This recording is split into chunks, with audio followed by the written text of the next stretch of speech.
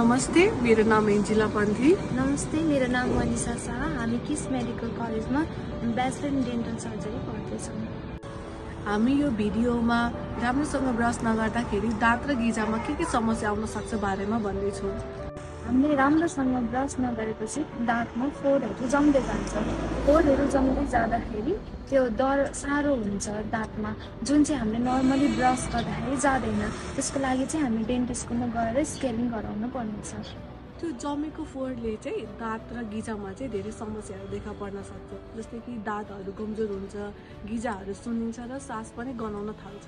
सफा गर्नुभन्दा अघि हामीले कस्तो खालको टुथपेस्ट र कस्तो टुथब्रस युज गर्नुपर्छ भन्ने बारे, जस्तो टुथब्रसको लागि चाहिँ हामीले सफ्ट ब्रिसल भएको, सफ्ट रेसा भएको ब्रस युज गर्नुपर्ने हुन्छ, जस्तो कि सेन्सोडाइन। र टुथपेस्टको लागि चाहिँ हामीले फ्लोराइड कन्टेनिङवाला टुथपेस्ट युज गर्दा राम्रो। तर साँच्चै हामीले ब्रस त दिनदिनै गर्छौँ नि होइन, तर ब्रस गरे पनि त्यो दाँतमा कालो कालो दाग लागिरहेकै हुन्छ, दाँत दुखिरहेकै हुन्छ। अनि त्यस पछाडि जुन गिजामा समस्या हुन्छ त्यो गिजामा समस्या देखिरहेकै हुन्छ। अनि यिनीहरूले के भन्छन्, ब्रस गरेर चाहिँ सबै कुरा ठिक हुन्छ भन्छन्। के हाम्रो साँच्चै ब्रस गर्ने तरिका नमिलेको हो त? अब आउने भिडियोमा हेरौँ है त ब्रस कसरी गर्ने भनेर। ब्रस गर्दा चाहिँ जहिले पनि यो ब्रस चाहिँ यो गिजा र दाँतको बिचमा पर्ने तरिकाले ब्रस गर्नुपर्छ। के गर्नु पर्यो भन्दाखेरि चाहिँ यो गिजा र दाँतको बिचमा राखेर अगाडि पछाडि गर्दै यो ब्रसलाई चाहिँ तल यसरी स्वाइपिङ मोमेन्टमा चाहिँ फोहोर तल फाल्नु पर्यो। अगाडि पछाडि गर्दै स्वाइपिङ मोमेन्टमा तल यो यसरी फाल्नु पर्यो। जहिले पनि लिँदा चाहिँ यो ब्रसको टिप हुन्छ नि, एकचोटि लिँदा चाहिँ 3टा दाँत अट्ने गरी लिनु पर्यो।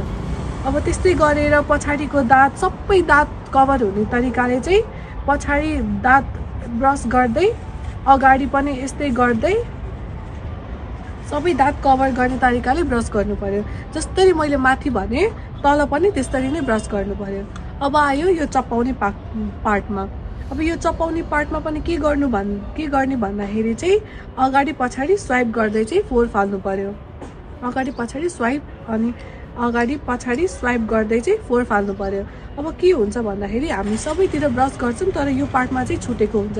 त्यसको लागि के गर्नु पर्यो भन्दाखेरि ब्रसलाई अगाडि पछाडि गर्दै यो पार्टलाई पनि इन्भल्भ हुने तरिकाले ब्रस गर्नु पर्यो। ब्रसिङको साथसाथ हामीले जिब्रो पनि सफा गर्नुपर्ने हुन्छ र दुई दाँतको बिचमा फसेको फोहोरलाई पनि निकाल्नुपर्ने छ, जुन चाहिँ हामीले फ्लसिङ गरेर निकालिन्छ। त्यो चाहिँ हामी नेक्स्ट भिडियोमा भन्छौँ। अहिलेको लागि बाई बाई।